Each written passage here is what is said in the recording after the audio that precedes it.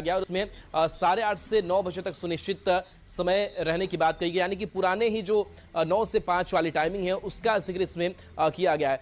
रजनीश, कई तरीके की चीजें चल रही है, कंफ्यूजन भी है। शिक्षा मंत्री ये कहते हैं कि अगर कोई डीओ सरकार ने जो कह दिया और शिक्षा मंत्री ने जो कह दिया उसके इतर अगर निर्देश जारी करते हैं तो उनके ऊपर एक्शन होगा, तो डीओ भी करे तो करे क्या, ये भी एक सवाल हो रहा है।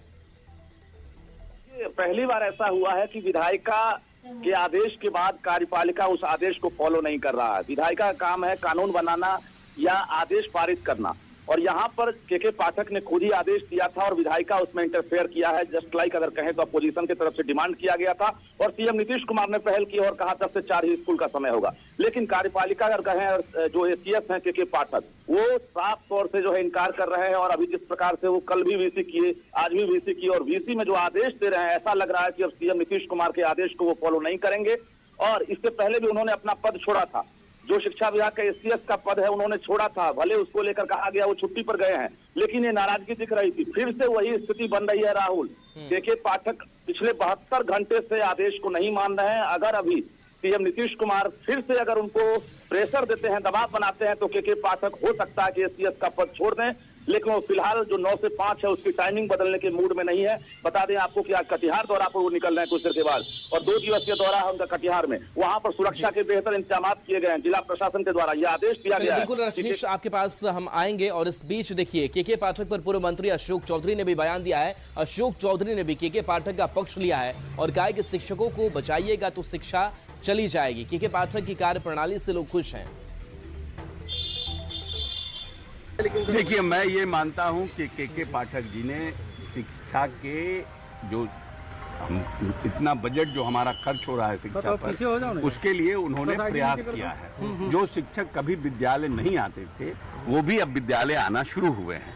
तो सबसे बड़ा प्रश्न ये है कि ये पूरा का पूरा इतना बड़ा महकमा और इतना बड़ा शिक्षा विभाग, ये शिक्षा के लिए है, अपने बच्चों के लिए है या शिक्षक के लिए? प्रश्न ये है। अगर शिक्षक को प्रोटेक्ट करिएगा तो शिक्षा चली जाएगी, शिक्षा को प्रोटेक्ट करिएगा तो शिक्षक नाखुश हो जाएंगे। तो ये बात वहां पर है। लेकिन के पाठक के कार्य प्रणाली और कार्यशैली से आज गांव देहात में जाइएगा तो लोग कहते हैं कि जो शिक्षक कभी नहीं आते थे वो भी आना शुरू।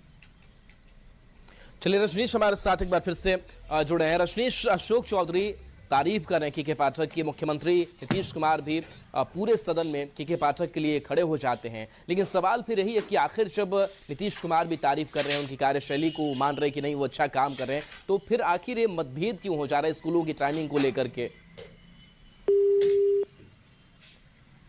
तो चलिए फिर से संपर्क करेंगे रजनीश से। लेकिन ये तस्वीर देखिए किस तरीके से 2 चीजें निकल करके सामने आ रही है। नीतीश कुमार ये कहते हैं कि 10 से 4 स्कूल चलेंगे। शिक्षा मंत्री भी इसी बात का जिक्र करते हैं। आज भी जब सदन में बोल रहे थे शिक्षा मंत्री विजय चौधरी, तो उनका ये कहना था कि जो डीओ है वो 10 से 4 वाला ही आदेश पालन करें। लेकिन देखिए इस बीच फिर 9 से 5 पर के पाठक अड़े हुए हैं। तो के पाठक को लेकर आज भी बिहार विधानमंडल के दोनों सदनों में हंगामा जारी रहा।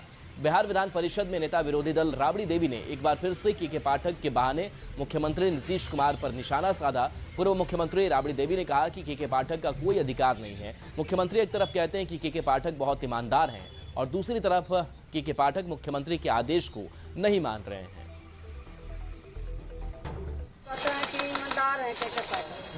एक दिन कहते हैं कि हम नहीं बताएंगे क्या करिएगा, नेता लोग कहते हैं क्या करिएगा नहीं बताएंगे।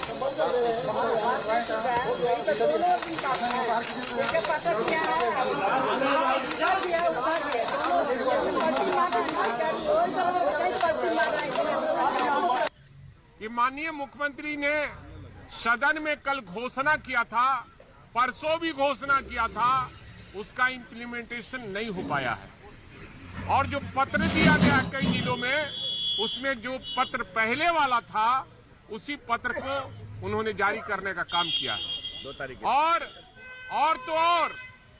जो एसीएस है शिक्षा विभाग का, उनका एक वीडियो आया है, वह वायरल हुआ है कि शिक्षकों को वो गाली दे रहे हैं।